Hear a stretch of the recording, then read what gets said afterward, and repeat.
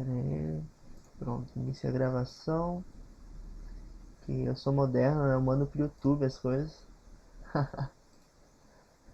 Tela inteira. Tá aparecendo aí?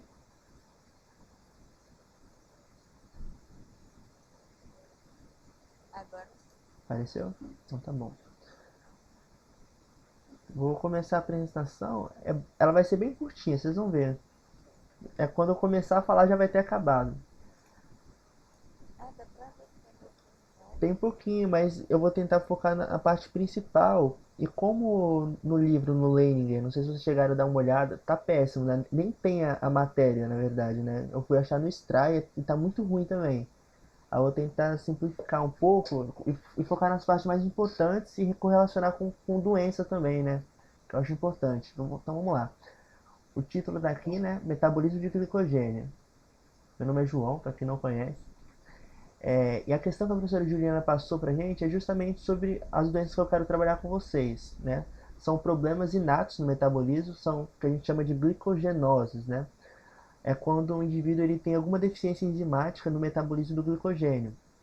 Aí ela passou essas questões aqui, a questão A relacionada com a doença de von Gierke, que seria uma deficiência da glicose 6-fosfatase, e também a doença de McArdle, que seria uma deficiência na fosforilase muscular.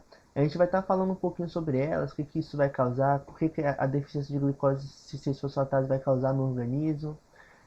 E o foco dos conceitos a serem trabalhados aqui será as enzimas, né, da glicogenólise, a regulação, jejum e exercício. Como é que vai funcionar essa regulação do metabolismo.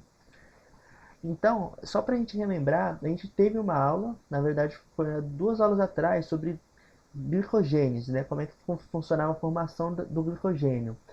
E é importante vocês lembrarem a estrutura do glicogênio para entender como é que funciona esse metabolismo dele. Que no caso, o glicogênio é uma molécula ramificada, formada por ligações de glicose. Então são várias glicoses, uma ligada na outra, com ramificações. Tá? Isso é muito importante porque ocupa menos espaço, a osmolaridade também diminui, acaba que não puxa água o glicogênio, tanto como puxaria se fosse glicose pura. Então tem diversas implicações.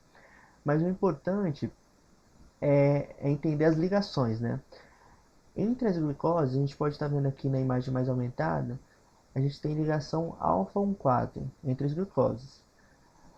Das regiões de ramificação, que está marcado em verde aqui, tá vendo? Tudo isso daqui é ramificação. Nessas regiões de ramificação, eu tenho ligação alfa 1,6, tá? E cada ponta dessa ramificação, a gente vai ter a glicose da extremidade não redutora, tá? É aqui que a minha fosforilase vai atuar, retirando essas glicoses uma a uma, entendeu? E é importante essas ramificações também, porque vamos supor se fosse um glicogênio interício, ele não tivesse ramificação. A fosforilase ela conseguiria atuar só nessa glicose de extremidade não redutora, que no caso ia ser só uma, entendeu? Então retirar essa glicose, mas como a enzima é ramificada, eu consigo ter várias fosforilases atuando de uma única vez. Isso agiliza o processo de disponibilidade de glicose, tá bom? Vocês estão entendendo o que eu estou falando? Vocês vão me dando feedback aí, se vocês quiserem que eu repita. Mas como vocês já tiveram aula, acho que fica mais fácil de entender. Mas se vocês não entenderem também, vocês podem falar. Então, só recapitulando, entre as glicoses, ligação alfa 1,4 e nas ramificações tem ligação alfa 1,6. A fosforilase ele vai atuar nessas glicoses vermelhas aqui, que são das extremidades não redutoras. E a ramificação é importante porque possibilita que várias fosforilases atuam no mesmo glicogênio, agilizando o processo de disponibilidade de glicose. Tá? E como é que funciona essa regulação, né? Vamos supor que a gente se alimentou. A gente se alimentou aqui na hora zero, comeu uma pizza, alguma coisa. Então a nossa glicose ela vai lá para cima, certo? Com o tempo ela vai diminuindo, porque essa glicose ela vai sendo captada pelos tecidos, né? Vai chegar a insulina, lá vai possibilitar a captação dessa glicose. Depois de 4 horas mais ou menos, a gente pode estar vendo aqui, é aí que o glicogênio vai entrar em ação, é nesse período de jejum. O que vai acontecer? O fígado ele tem reserva de glicogênio, né? A principal reserva de glicogênio que a gente tem é a hepática.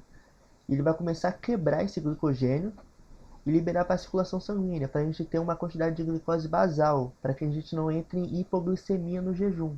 Porque já pensou, vamos colocar que você jantou 10 horas da noite, você vai dormir 11 horas, tá? Aí você dorme muito nesse dia, você acorda 9 da manhã, tá? Então você já ficou 11 horas sem comer. Aí vamos supor que você enrola para tomar café, você vai tomar café 10 horas. Então você ficou 12 horas sem comer. Se não existisse o glicogênio hepático, se o fígado não ficasse liberando glicose de uma forma basal toda hora, a gente ia entrar em hipoglicemia, tá? E não ia ser legal entrar em hipoglicemia, tem diversos sintomas, a gente ia passar bem mal. Então, o fígado ele serve para isso, né? Basicamente, o glicogênio hepático serve para isso. Só que depois de um tempo ainda, esse glicogênio hepático, as reservas do fígado vão acabando. Aí vai entrar um outro processo que eu não vou adentrar aqui nessa aula hoje, que seria a gliconeogênese. O que seria a gliconeogênese? É pegar lipídios e aminoácidos e transformá-los em glicose, tá?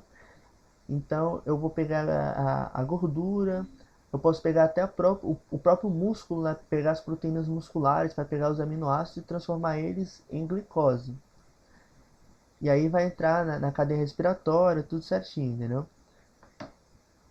E a glicogenólise, propriamente dita, ela funciona da seguinte maneira, é bem simples de entender, né? Na verdade, são três enzimas principais e uma enzima que vai desramificar, né? Aquelas ramificações que eu já expliquei, que é aquela ligação alfa 6.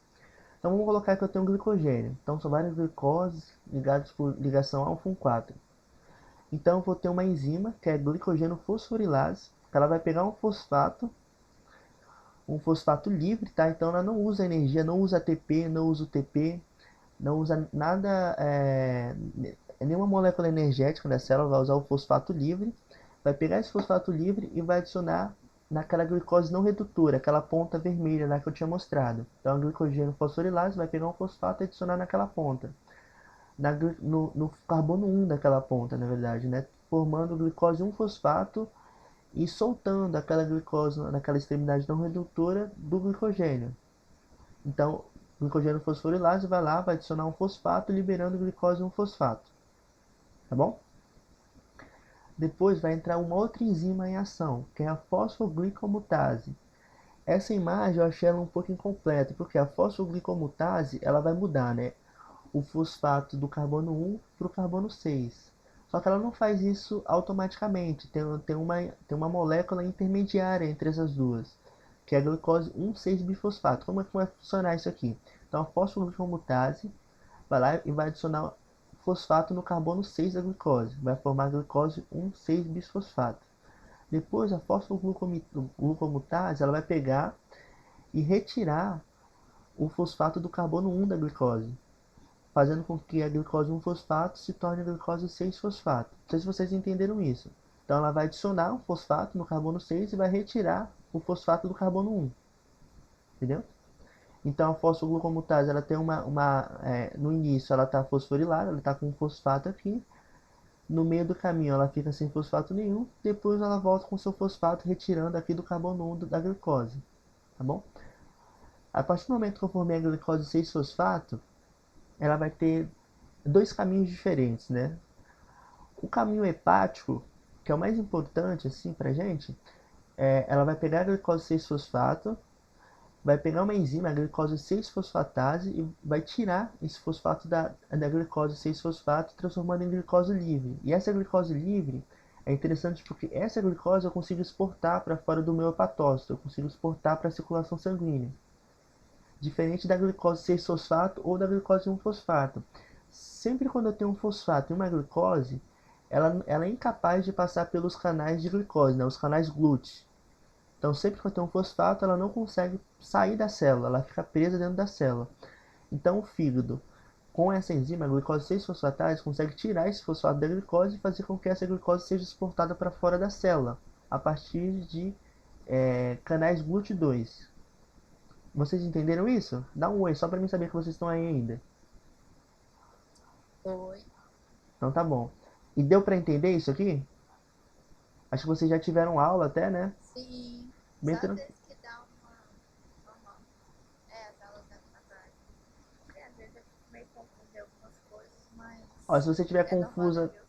É normal, é muito chato assim, né, na verdade. Algumas partes são legais, eu gosto bastante dessa parte de metabolismo, mas ficar decorando nome de enzima, isso daqui eu acho produtivo, né? Porque você vai esquecer isso daqui depois, então não adianta nada. Mas é importante entender o mecanismo, como as coisas funcionam. Então, se eu tenho um fosfato na glicose, eu tenho que tirar esse fosfato da glicose para ela poder sair da célula. Porque se ela ficar com fosfato, ela fica presa dentro da célula. Então é importante entender isso. E esses processos vão ocorrer devido a isso. Então, eu tenho glicose no fosfato, transformo em glicose 6-fosfato, que aí eu já posso entrar na glicólise. No músculo, no caso, né, ela vai entrar na glicólise, mas no fígado, o fígado ele quer exportar essa glicose. Então ele vai tirar o fosfato, transformando em glicose livre, que vai passar lá pelos canais GLUT2 e vai para a circulação sanguínea. Tá? Só que quando tem ramificação, né, nas ramificações do glicogênio, uma outra enzima vai entrar em ação, que é a enzima desramificadora, tá? Que vai pegar aquela ligação alfa 6 da glicose, né, que tem aquelas ramificações do glicogênio, e vai tornar aquilo possível de ser transformado em glicose. Para ficar mais simples, acho boa uma imagem para explicar isso, né?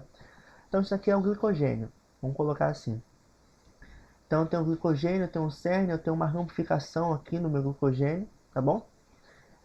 E a primeira coisa que vai acontecer é a fosforilase. A fosforilase vai lá, ela vai atuar tanto nesse sítio aqui, que são aquelas glicoses nas extremidades não redutoras. E aqui o livro não explica direito, né? Mas são 5 aqui em cima, 3 aqui embaixo, vai formar 8. Então a fosforilase vai pegar 8 fosfatos, vai transformar 8 fosfatos, pegando essas glicoses, transformando em glicose 1 fosfato. Então são 8 glicoses 1 fosfato, que te retirou dessas extremidades aqui. E eu vou ficar com isso daqui, um cerne e uma ramificação. A fosforilase ela é incapaz de atuar quando tem pouca glicose assim na ramificação, ela não consegue retirar essa glicose mais. Tem uma explicação bioquímica, né, que tem relação com eletrodinâmica e tal, mas não acho importante a gente ficar adentrando muito nisso. Mas entenda que chega um momento que a fosforilase ela não consegue atuar mais na ramificação. Então sobra mais ou menos mais 4 glicoses que a fosforilase ela não consegue retirar. E aí que a enzima desramificadora vai entrar em ação. Essa enzima desramificadora ela tem dois sítios, né? Ela tem um sítio que é transferase e tem um sítio que é alfa-1,6-glicosidase. O sítio transferase vai fazer o quê? Vai pegar esses três carbonos, essas três glicoses em azul, tá bom?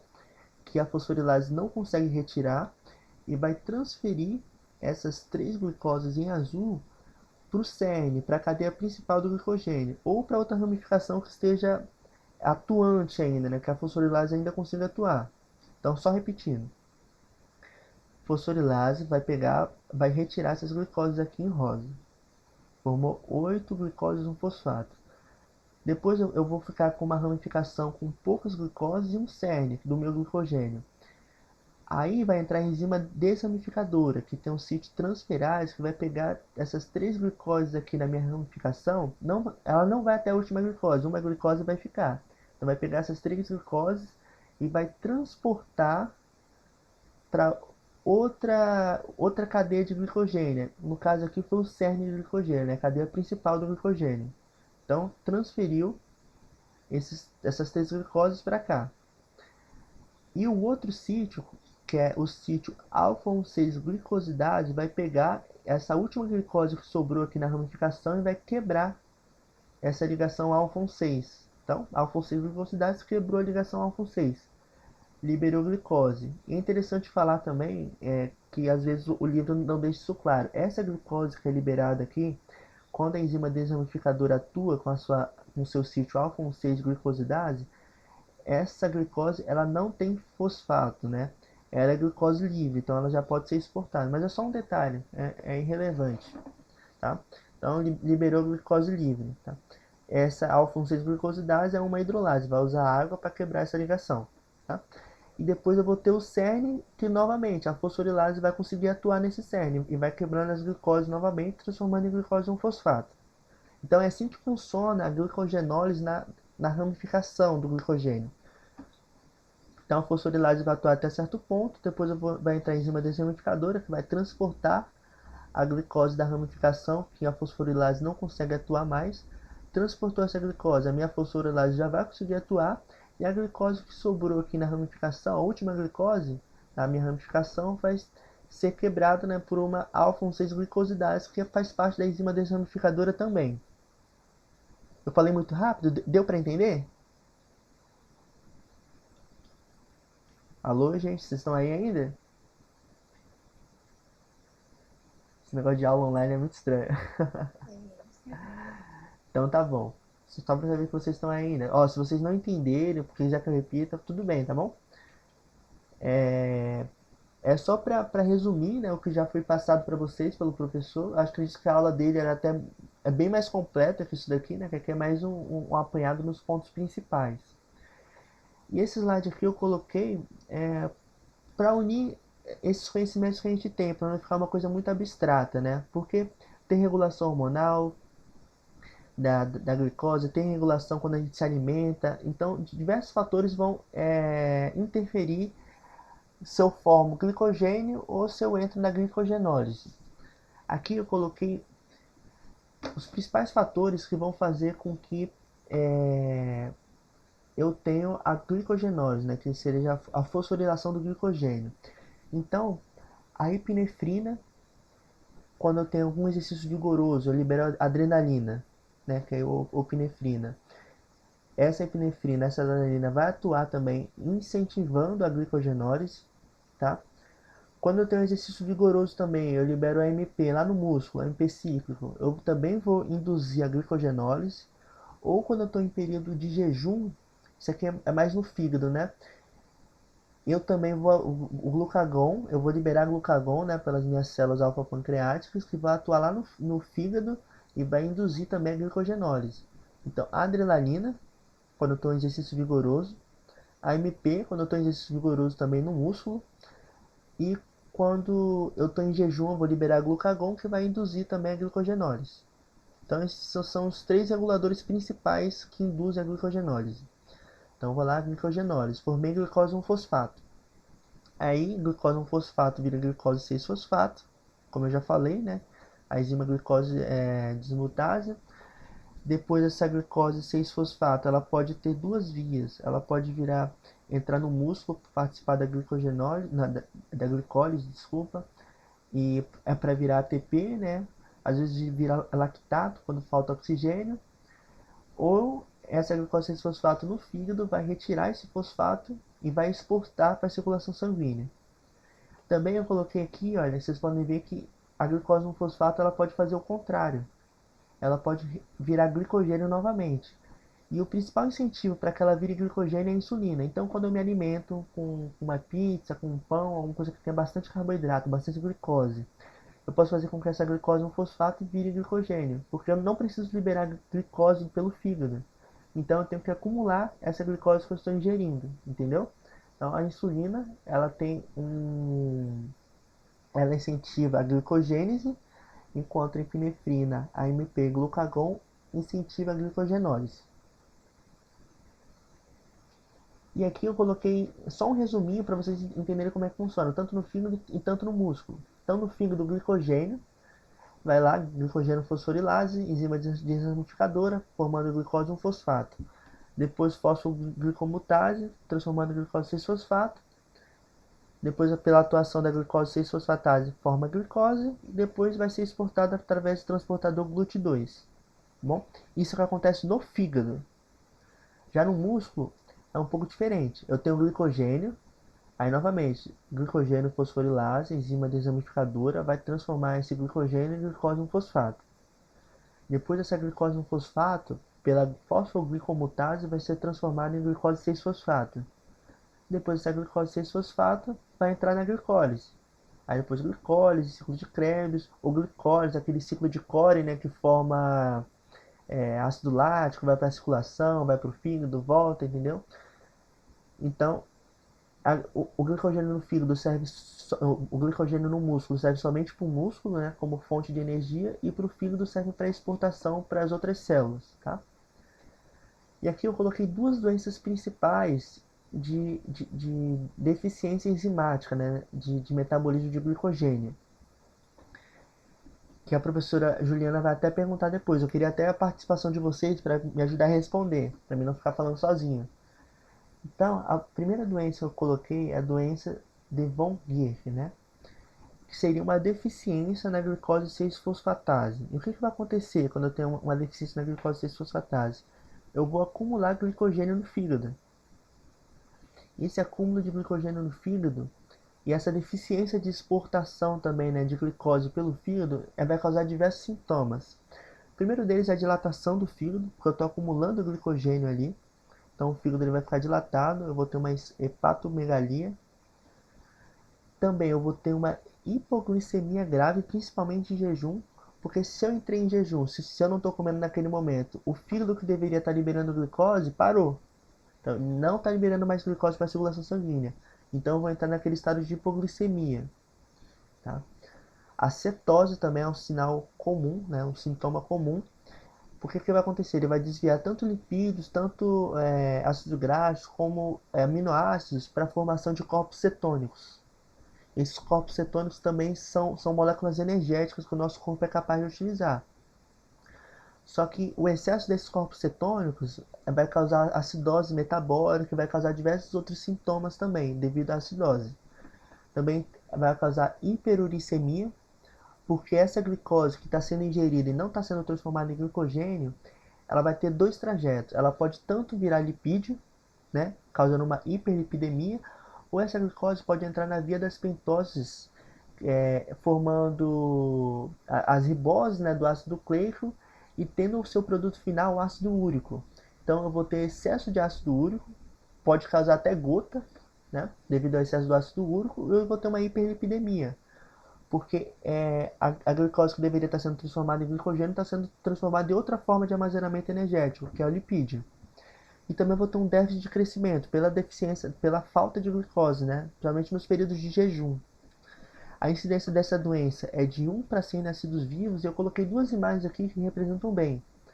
Aqui, no caso, uma biópsia hepática, a gente pode ver o excesso de glicogênio. Então, todos esses pontos negativos aqui nos hepatócitos é glicogênio.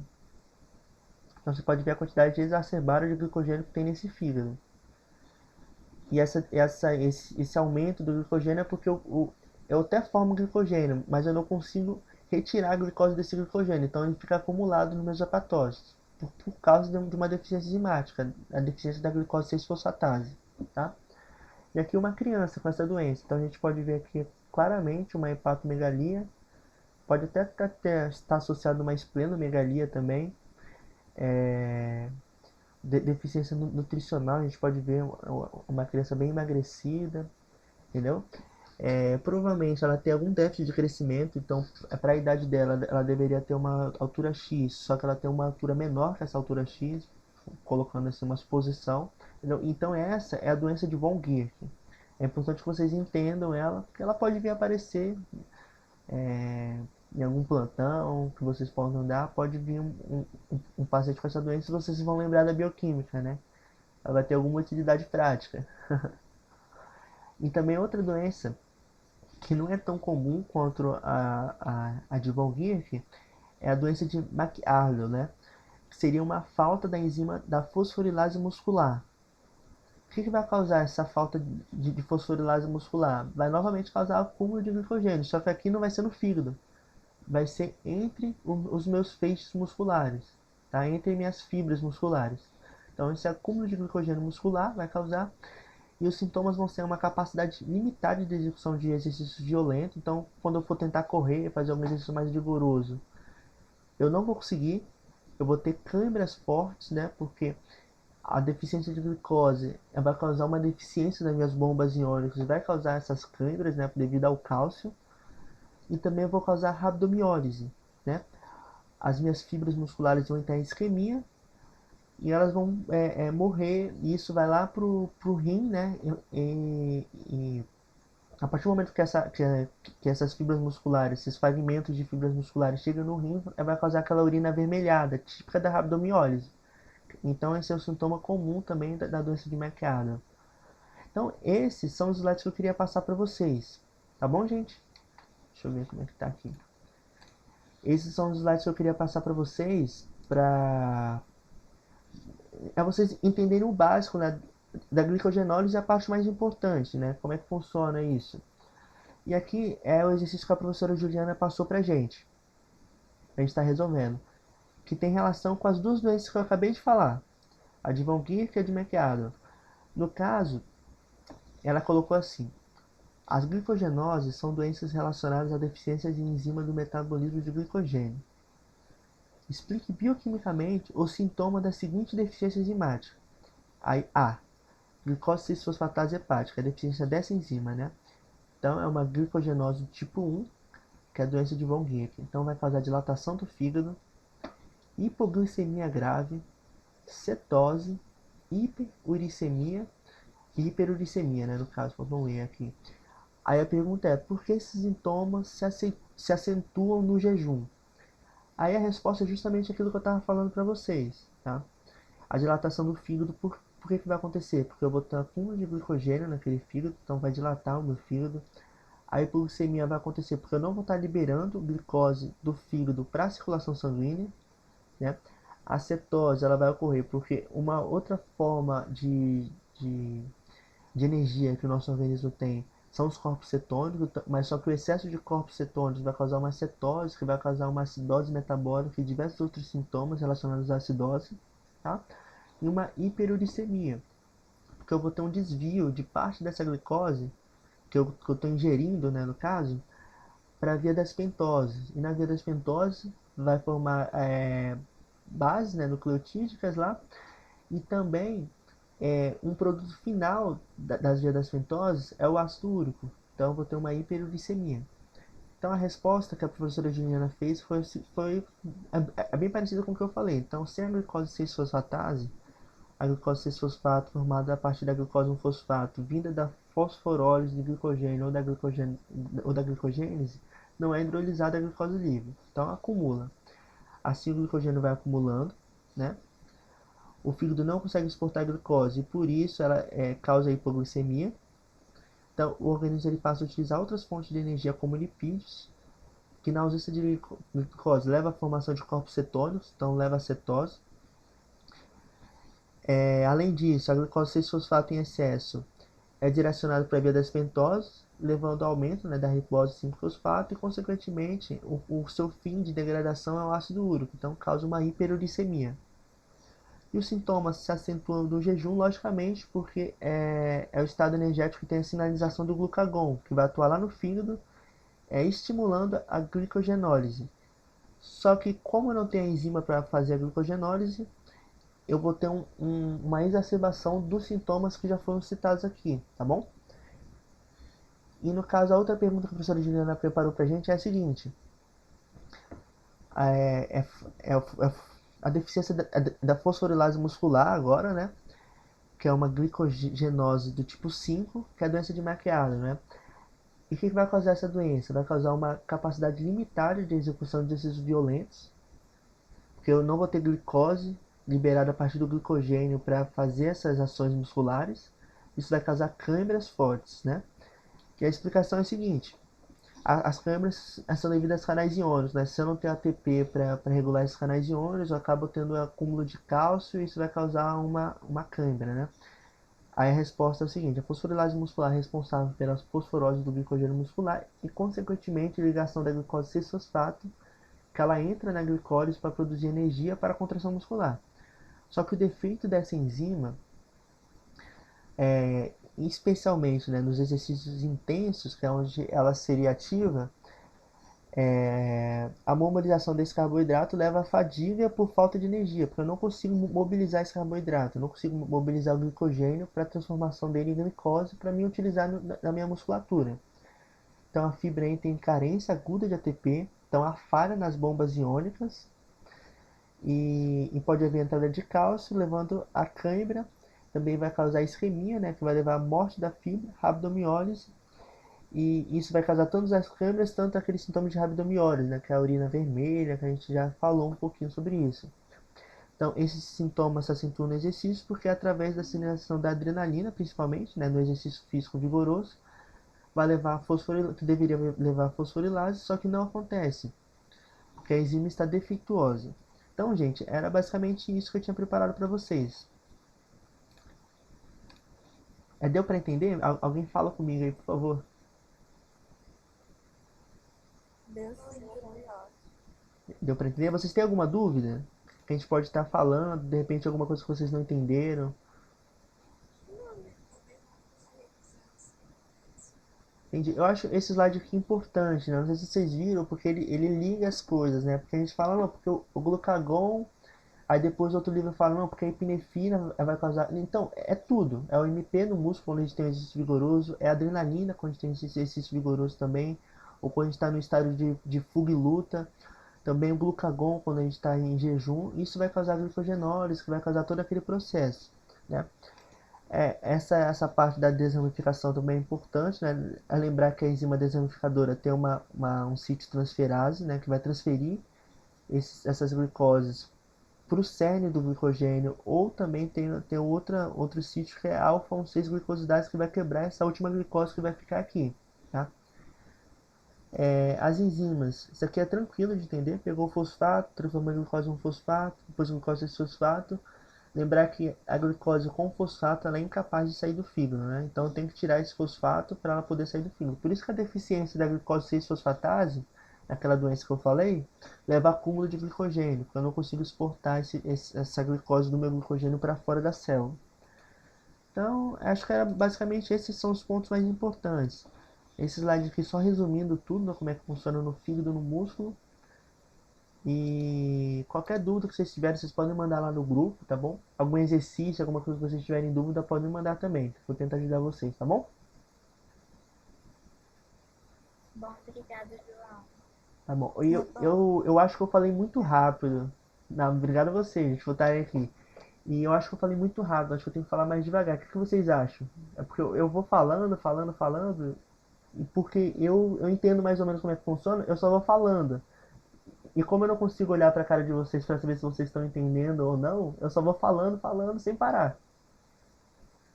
Tipo, Pode ser um pouquinho mais devagar mesmo, mas pode tá ser, bom. né?